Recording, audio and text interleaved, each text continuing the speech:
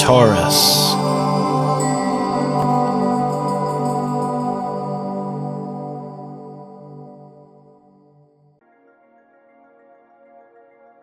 Now we're going to be looking at your solar chart for the full year of 2013 in your star sign. And basically what we're going to do today is take Mars, where it currently is now in January, and follow its motion and to see where it kind of ends up at the end of the year. What this will do will help to jumpstart you, knowing where Mars is, where you can hone in on the best energy available to you, which Mars is all about, and which arena of life it's affecting you, so you can take that action and start building and see what you can accomplish there by the end of 2013. Also, we're going to look a little bit at Jupiter. I'm not going to give too much attention to it. It's only going to change a sign here throughout the year. And besides, we're going to be covering that on a monthly basis on your monthly tubes anyhow. But most interestingly is the big challenge we're all facing with that Uranus-Pluto. We all have it in our charts. We all have it in different parts of our charts. So I want to kind of scope out to you on your specific star sign to see where it's sitting, where Uranus is sitting, and where it's going to be hitting Pluto, and what your specific challenge is going to be. To be forewarned is to be forearmed. And challenges are always a big punch, but it doesn't have to be a negative thing. See, when we know what it's about, we drop fear. We only fear what we don't know, and this is when we turn all rigid and we kind of scramble to kind of hang on to old security, and where we freeze. See, it's like if we take another image and think about somebody who's drowning. What's the difference between somebody drowning and somebody coming in by free will, coming in and saving that person? What's the difference between the victim and the hero? The hero is in the same waters, same waves, and yet feel very, very comfortable and secure. It's because he's forewarned and forearmed. And this is what I want to give you, because these challenges will give a punch to all of us, no matter where we are.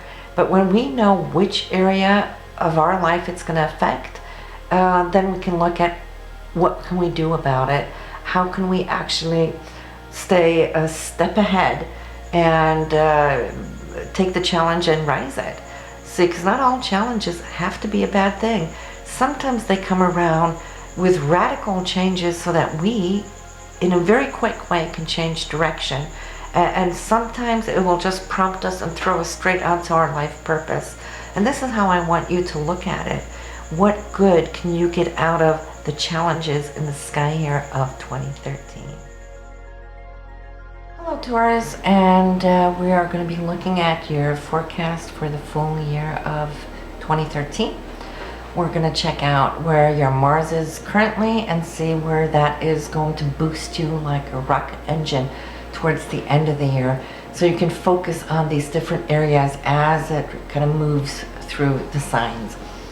It starts out in your 10th house, so you have a career engine going here early in the year, starting January, where you're kind of looking at new goals, new aims. How can you accomplish certain goals, and where can you also find, should I say, support for what it is you're doing? Yeah, I see you thinking in a lot of new terms, and also trying to break new grounds perhaps as well. That this, should I say, brainstorming period, active at least. It's going to be very active there, January. And you're going to be ending up here in the house of co-workers by the end of the year when we come into December. So let's go back to the career field. This is where you are now. Then you're going to be followed by a period where all of this attention and action is going to go into groups. Where groups of people that you co-work with. It could be friendships, it could be social circles, networking, anything of that nature there. You'll be the primus motor and leading the groups on, and deriving a lot of, what should I say, attention there, as well as your giving out. And then that's going to be followed by a period where you're just going to kind of kick back a little bit and fine tune, think, not necessarily rest up, but kind of looking a little deeper to, okay, now where am I going to focus? Because this area of your life where Mars is going to be going through is the house of subconsciousness. It's your house of spirituality, and it's also just kind of reeling up karmic issues as well, that may need a little bit more attention. It's a great time to kind of just look within. If something needs to be healed, it's a good time to heal it. And you'll know when this phase comes around, because you're not going to feel specifically wanting to, go visit people or be social. You just want to kind of crawl into your shell, and that's fine. When you get there, it's only going to last a few weeks, so enjoy it while it's there. You need it. It's all about regenerating your batteries. So once that is said, you're kind of gearing up towards coming back out into the world, okay? You've been recuperating for a while, and then I see you just really like a busybody out there, using all this physical energy. Maybe you're starting to work out again, or out for jogs, and wanting to get back in form. And then of course for you, it's also looking at how you can, which I say, not just expand yourself, but how can you focus your personality, how you affect people. I see you projecting yourself a whole lot, and maybe with those ideas where you were brainstorming, maybe now you're going to start testing it out towards the world to see where it will go. What feedback will you get back?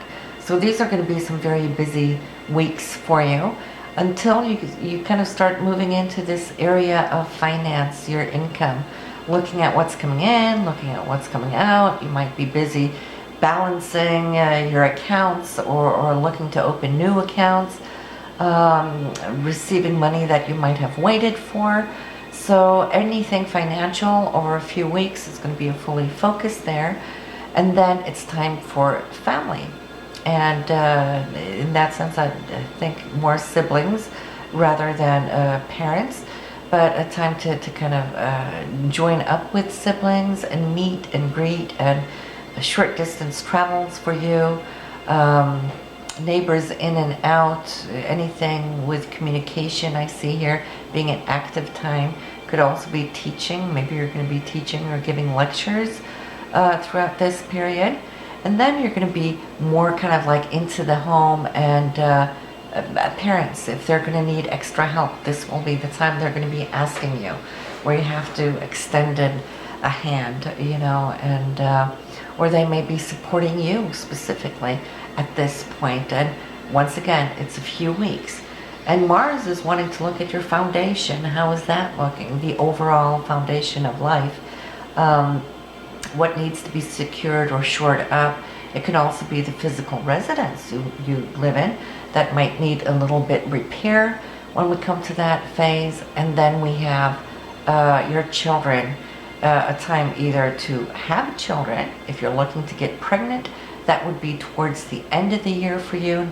Not saying you can't get pregnant earlier in the year, because of course there's always ongoing aspects and transits that in your personal chart will show this, but then we have to have your date of birth to really set up your natal chart there.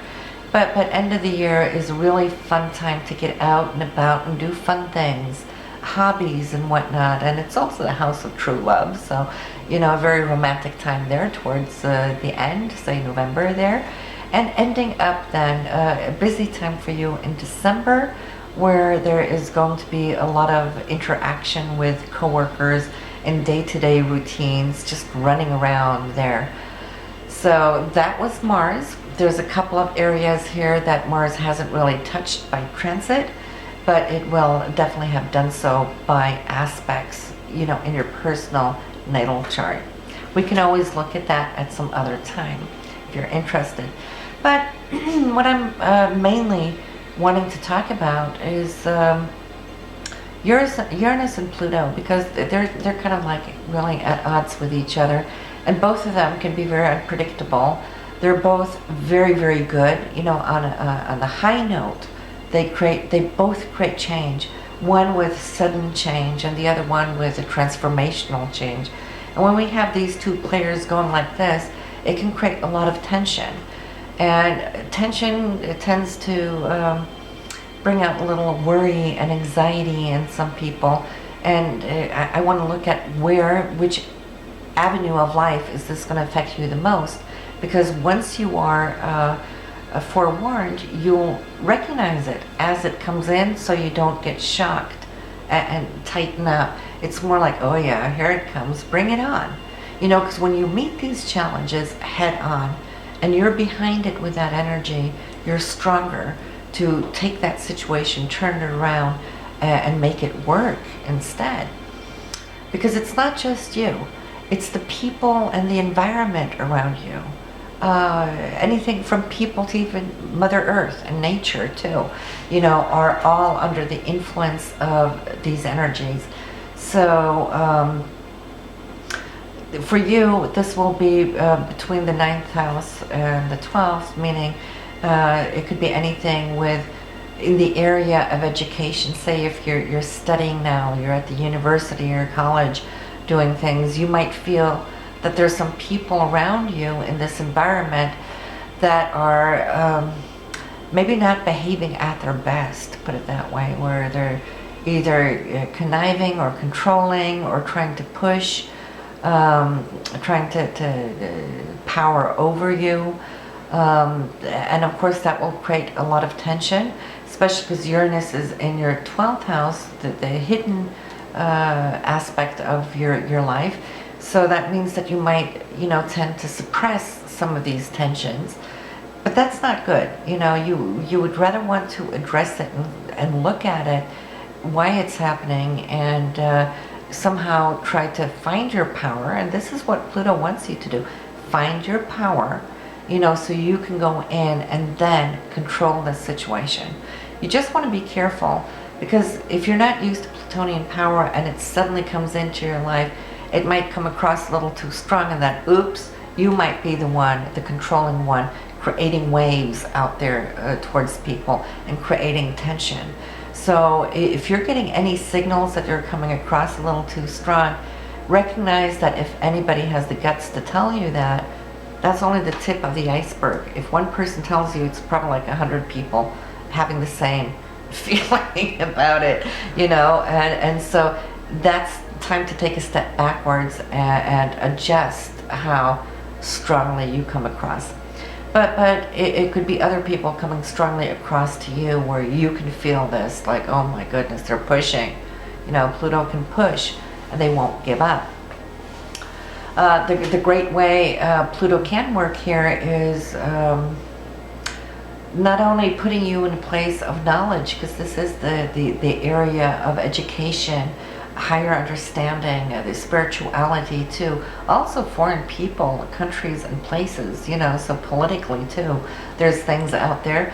But it could also be the law, you know, there might be legal issues that you're going to be looking at that can be a little tough, and you're not quite sure how to handle it, because Uranus is not in the best placement there in the 12th house. It's like you're going to have to kind of bring that up. But the best way to let go of a very difficult situation, and you can feel like locked in, is to dare let go, let God. And that may be the hardest thing to let go. If you've been working so hard over here, it's like, why do you want to let go of something you worked for years? But however though, it's through the letting go of any expectations of this outcome, if it's a suit or anything, that is when you can start harvesting and bringing in. And plus, you don't get off your spot if you're clinging.